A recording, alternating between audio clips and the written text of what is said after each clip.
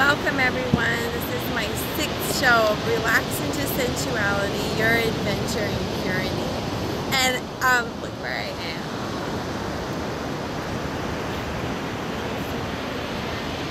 It is so beautiful here. I'm here at Carlsbad. And it's just beautiful. I am at the Quickening Retreat, which is amazing, and I highly recommend it. They have one every March and every October. So I'm so excited, first of all, to get to do a video coming from here. And I'm really excited about this video because this is my transition video. My full series is 12 weeks long, and we've already done, now this is show number 6. So what I'm going to be talking about today is a little bit of a shift, a little bit of a transition from what we have talked about before. I'm going to try and talk really loud because I don't want the winds to drown out my voice. Oh, they're so beautiful. Okay, through the first 5 weeks, I talked about you as an individual being a sensual being. Allowing yourself to experience your senses and the pleasures of your senses. Allowing yourself to notice the impulses that you have, to experience your senses, whether it's your toes in the sand or the sound of the world around you, or the sensations in your body, your feelings, your emotions, your inner voice. And then we talked about how tricky this is. We've talked a lot about how this is hard and what we can do with that. Normally we bring up walls, right? We talked about this in show number 2. We bring up walls because we want to protect ourselves, but that ultimately prevents us from experiencing sensuality. And so I invited you to channel your inner warrior, the one that created the walls in the first place, and use her to penetrate those walls so that you can be a little bit more free and experience the sensual being that you already are. You are a sensual being. You were made with all the parts. You were made with all the feelings. And so let's use that inner warrior to do the bravest thing of all right now, which is to let go of some of the hurts and really be vulnerable and really experience that sensuality. Now I'm going to take this show and shift it into, we've looked at just ourselves. How does that show up with relationships with others? And what is that sensuality? And what prevents us from really experiencing that sensuality? To put this out. There's kids already in the water. It's 7:30. I love that. Could there be anything better or more sensual? Okay, so when we talk about sensuality as an individual, I started with that. That may not be something that you really ever realized that was the thing. You may have been thinking this whole time, I thought she was going to talk about like the juicy stuff.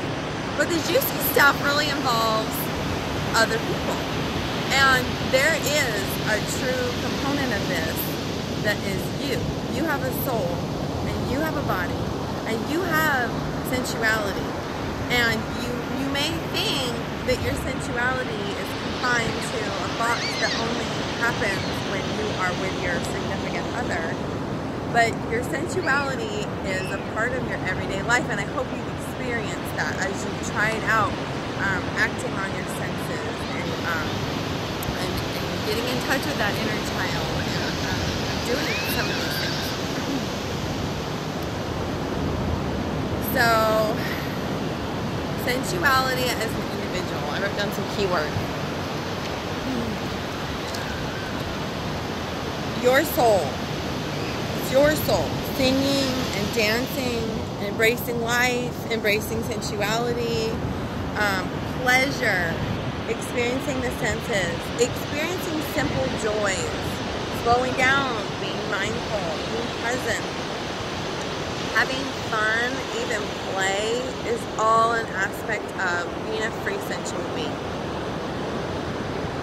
When we talk about sensuality, when it comes to another person, it comes to two souls in your space, yours and someone else's.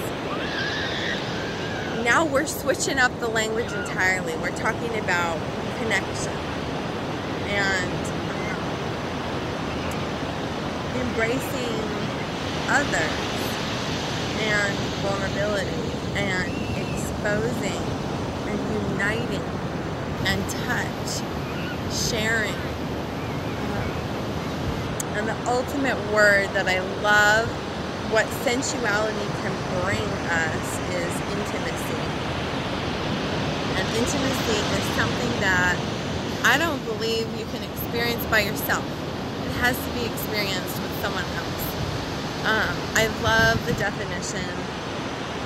If you break down the word into me, see, intimacy. So there is a physical component to intimacy. There is also a spiritual, mental, emotional component of being truly seen.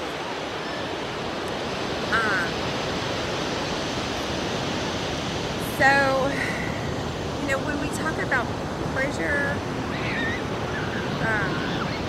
that's an experience that we have in our own vessel, right? We can have pleasure next to someone else having pleasure. We can create pleasure for someone else. But when we experience pleasure, we can experience pleasure just by ourselves. We don't have to be around people to experience pleasure.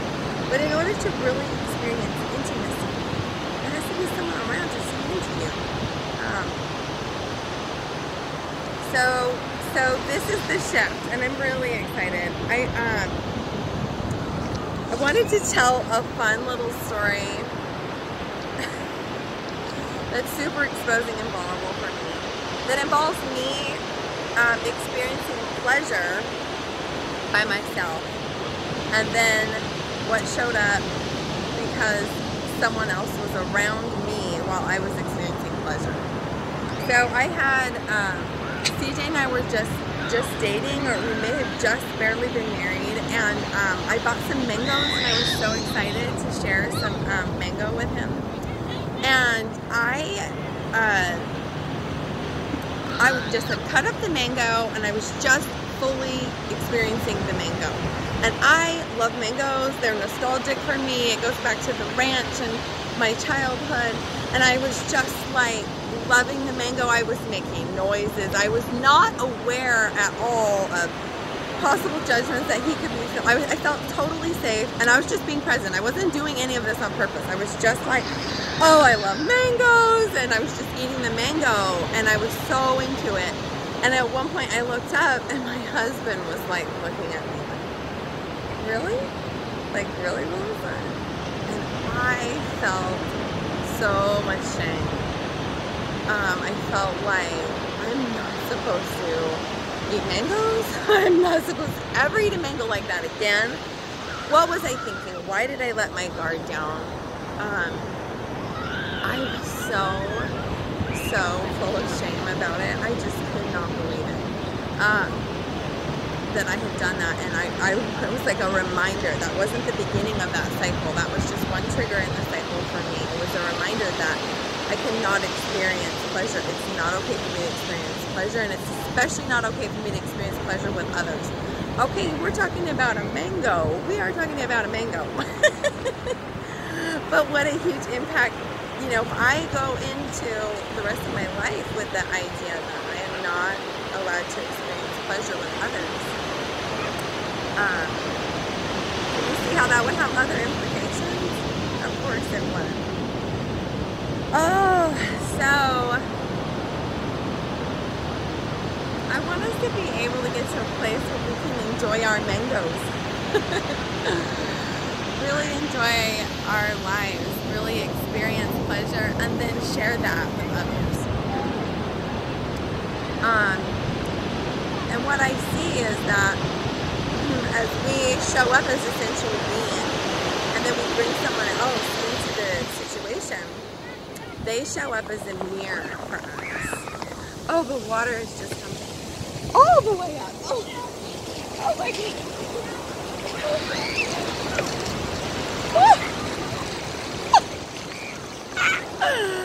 Look at my stuff.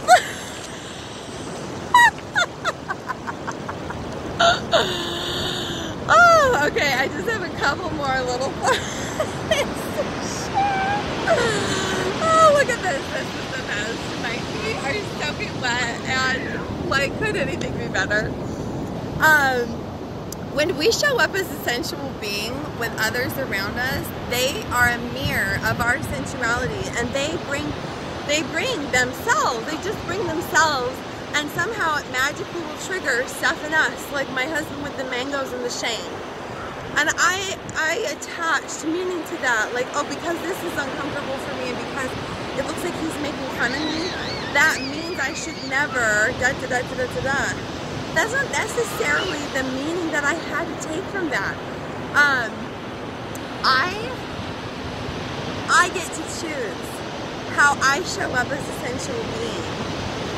So for this next week, your challenge is to notice how others are a mirror of your experience of sensuality. I want you to really consider this. You have tried to allow yourself to be more playful and experience your senses, and I know you've had triggers come up. Now I want you to look at exactly how this works with other people. If the other person is not in a space of intimacy with you, then they're reflecting stuff to you. Because they show up like this, and it's like a little mirror, and you get to look at, oh wow, that brings up stuff for me. That really brings up stuff for me. So right now, I want to do a cartwheel, and that's how I'm going to end this video, because I want to, because I'm on the beach, and I can, and I'm wet, and it's amazing. Hope you have a great week.